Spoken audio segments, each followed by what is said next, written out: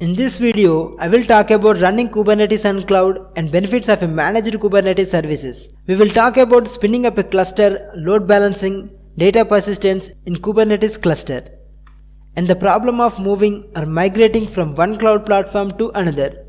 There are so many tools and trends like infrastructure as a service, Kubernetes on cloud, managed Kubernetes service, etc. These services have over the past few years and are trending now. So it's good to get a good big picture overview of all this, and that's what I will cover in this video. One of the known infrastructure as a service platform is Linode. Let's use it. So let's build a case where you and your team are developing a microservice application with a database that will be deployed in Kubernetes cluster. You want your application to be available from a browser. It's your domain name with secure HTTPS connection. Plus you have some requirements like security for your whole cluster setup, of course, and the data persistence for your database. And because you wanted to do it properly, you wanted to have developments and production environments that are the same. So you can properly test new features before releasing them. So this is your setup, and you wanted to get this as efficiently as possible without wasting a lot of time and without having to spend your whole time learning and figuring out every piece of technology. So bear that setup in mind while we go through the following concepts. Okay, and by the way, this whole setup that I will explain in this video with concepts, I will make a practical demo of it so you know theoretically how all this works but can also implement it in practice. So basically you have a complete knowledge for this specific scenario from just 2 videos. So let's dive right in. First of all, where will your Kubernetes cluster for application be deployed? Consider you wanted to set up Kubernetes cluster on a cloud platform like Linode. How does this actually work? Now there are 2 options to do that. Option number 1 is you can spin up, let's say, 6 Linode servers instances and create your own Kubernetes cluster from scratch. Meaning you install master processes on 3 nodes and make them master nodes. Then install the worker processes like kubectl, kubeproxy, and the container runtime like Docker on the other 3 and make them into worker nodes. And once you have set them up, you have a cluster, and now you can deploy your applications on it. So the whole cluster, master and worker nodes are your responsibility to manage, secure, do backups, etc. So you have to manage the cluster yourself. It is doable, but it's a pretty big overhead to install all these binaries and processes and to put the cluster together. If you just wanted to create a simple cluster to deploy your applications, the option of creating cluster from scratch on cloud instances is not very practical because, as I mentioned, you wanted to get things done fast and easy, and don't want to spend too much time on setting things up and figuring it all out. So as an alternative, cloud providers like Linode also offer what is called a managed Kubernetes services that does a lot of heavy lifting for you. On Linode, it's called a Linode Kubernetes engine. So how does this work? Or what does it actually represent? So you don't have to create cluster from scratch. Most of it is done for you automatically by Lenovo platform. So when you create a Kubernetes cluster on LKE, Linux engine, you just choose how many worker nodes you want. So you just care about worker nodes. You will get, for example, 3 worker nodes with all the processes including Docker container runtime pre-installed. So you don't have to install any of this and you will get them up and running in no time. So what about the master nodes? Who creates them? Who manages them? Where are they? The thing is, Linode creates the master nodes, are also called the control plane, in the background when you create the cluster. But you don't even see that because it's completely managed by Linode. It's not your responsibility anymore.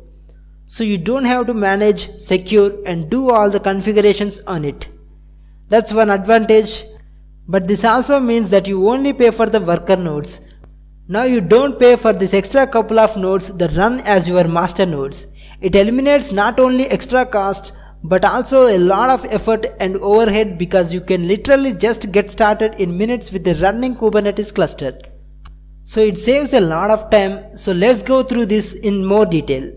How does this all work and what can you do with the Linode Kubernetes engine? The process is pretty simple. Let's say you create a cluster with 3 worker nodes to deploy your application on Linode UI. Choose your worker nodes with their resources. Linode has server instances of different capacities, so depending on your needs, whether it's a test, development or production environment, you will choose which nodes you need with how much capacity, then you select a region or data center where the worker nodes will run.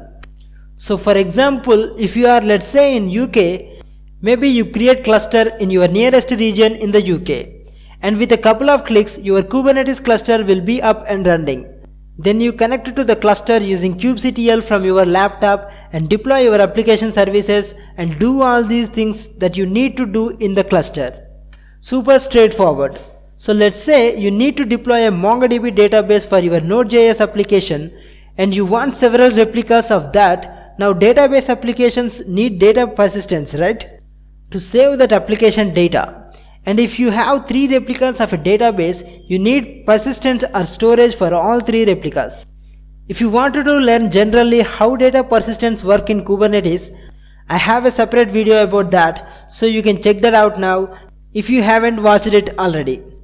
You know, there are different type of storages, like there are cloud storage providers, there is NFS, local storage and the nodes themselves, etc. And the storage you have to configure yourself. Kubernetes doesn't do that for you. So you would have to create the storage, the physical actual storage, and make it available for the cluster resources like database. Then you would have to create persistent volume components with the storage backend. And now you can attach these volumes to your database parts. Well, Linode has its own storage, Linode Block Storage, that you can use to dynamically create the volumes. So you don't have to set up and configure anything. You don't have to create the physical storage and then create volumes out of it and connect them, etc. You just use Linode's storage class and Linode will create the persistent volumes with the respective physical storage in the background automatically. And when you deploy your database application, the storage will get attached to your database pods, and you will see all this in a demo part in detail. So you have a very little effort here as well. Of course, it's good to know how it works, but you don't have to do much here. Okay, so now you have your Node.js application running as well as MongoDB database application with replicas and its storage configured. So now we need services and access from the browser through Ingress, which is part of Kubernetes, that basically manages routing of incoming requests like from a browser to internal services in Kubernetes. So in our example, you would need to install and run Ingress controller in your Kubernetes cluster so that you can configure Ingress rules that will then route the incoming traffic to your Node.js application. To understand the concept behind this, in a cloud environment like managed Kubernetes service or in a Linode Kubernetes engine, how does this setup work? How will Ingress get that incoming request? It happens through Linode's load balancer. So in cloud platforms, you have cloud providers' own load balancer implementation that gets in front of the Nginx Ingress controller. So that becomes the entry point of your cluster. So let's see how that works. Linode Load Balancer is, as the name says, a load balancer for your worker nodes, where nodes are the Linode server instances. So say you have 2 Linux instances, one runs as a database application and other runs as a web server. And you expose the web server using a public IP address so that browser can send requests directly to the web server. The problem is you can't scale this application if you suddenly start getting a lot of traffic. Your web server will become a bottleneck. Also, if you make changes to the web server like reboot it, reconfigure it, etc., your application becomes unavailable. Instead, let's say you add a load balancing front that takes the incoming request and directs it to the web server. So load balancer will get the public IP address and web server will be hidden away and accessible only at private IP from the load balancer itself. Now you can add multiple web servers under that load balancer. That load balancer can forward the request. So you can scale your application up and down without users even noticing anything. Now you have an entry point to your application that you set up once and just leave it, and it works. It's just there to accept the request and then redirect it to one of the web servers. You can also configure session stickiness with Linode's load balancer, which means if user authenticated on one server, that keeps sessions in the memory, meaning only that web server instances has the session information and knows the client. You can configure the load balancer to forward the next request from that client to the same web server instead of randomly picking or passing the request to any server. So the same client will always land on the same backend.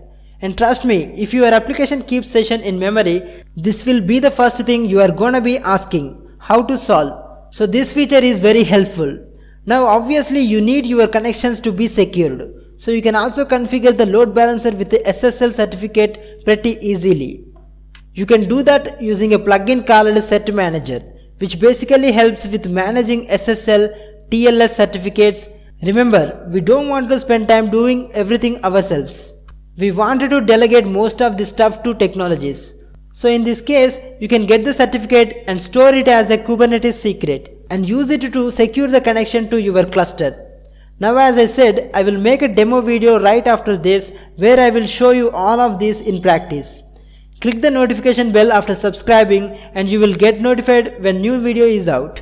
And as I said, the concept you will learn on Linode, you can apply on other platforms as well. So far, I have used 3 or 4 different cloud platforms and the usage concepts are pretty similar. It's just that some platforms are better in doing certain things. Now that you have a successful setup, your application is scaled and available through browser, users can use it. And let's say when you created your cluster on LKE, you selected a region, let's say Dallas, USA. So that's where your cluster or work nodes are running. Suddenly you notice most of your users are accessing your application from Europe and India. Let's say this means that connection speed is not good for users because the servers are located geographically too far away from them. So you wanted to host your application in closer proximity to your users. That's where the availability zones of a cloud provider come into play. Linode has data centers in 11 physical locations, also called availability zones, where you can run your nodes. So if you wanted to roll out your application for German and Indian users, for example, you can simply select the data center locations near them. Now let's say everything is set up on LKE, your application is running, you have it in multiple data centers, all look good. Your team or company decides, you know what, we would like to move our data and all the sensitive information from the cloud platform to our private cloud.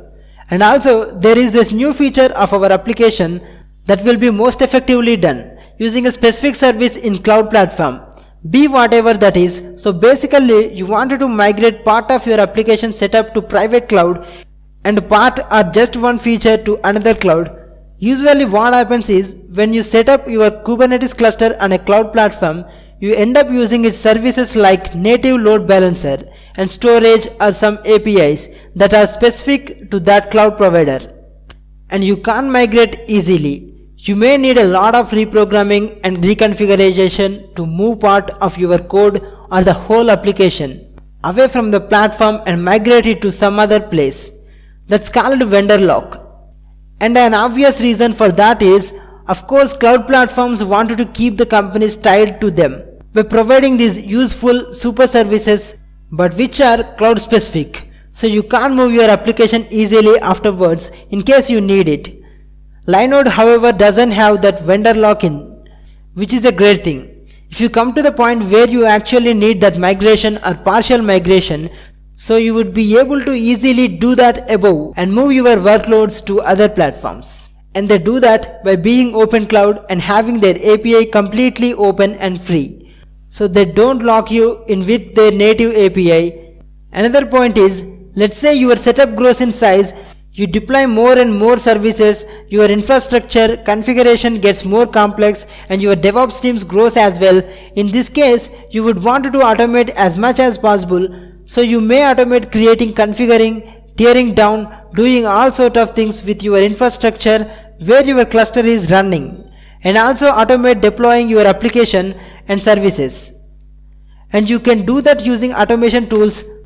So for Linode specifically, you can use these tools to automate your infrastructure and also deployment of services in that infrastructure. So for example, tools like Terraform or Ansible, which are automation tools, have modules or providers or whatever they called in their respective tool that can connect to Linode platform to get access to its resources and then let you automate your DevOps work to again save time and work more efficiently. And finally, a couple of things that must be mentioned about Linode Kubernetes Engine that may seem minor at the beginning but can also be very important. First one is creating a cluster initially or many cloud platforms usually takes long because the master nodes need to be provisioned, the configuration you selected must be applied, some other resources must be created, etc. So on some platforms it could be up to 20-30 minutes even to just initialize the cluster. On LKE, when you create a cluster, it takes under 5 minutes, which is way less compared to other platforms. And it's pretty fascinating when considering how much actually needs to be done in the background. Now you may think that you only need to create cluster once and that's it. So not a big deal if I have to wait half an hour at the beginning.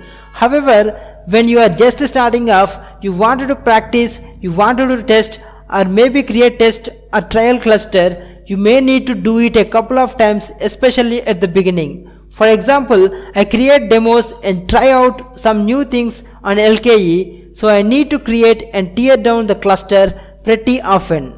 So in this case, it can save a lot of time. And finally, another detail that I notice in that, you can SSH into your worker nodes, which can be very useful when troubleshooting, for example. And surprisingly, this is not a common thing with managed Kubernetes service because the other two cloud platforms that I have used, they didn't support that feature, or more correctly, they didn't allow that feature. So you can actually SSH into your nodes, into your worker nodes, in case you need to troubleshoot something from that. But know that you have to be careful when using the SSH into Linux nodes, because you can easily break something or the server. So unless you know exactly what you are doing, avoid changing some stuff there. So that's it for the introduction of managed Kubernetes service with an example of Linode Kubernetes Engine. Thank you for watching and see you in the next video.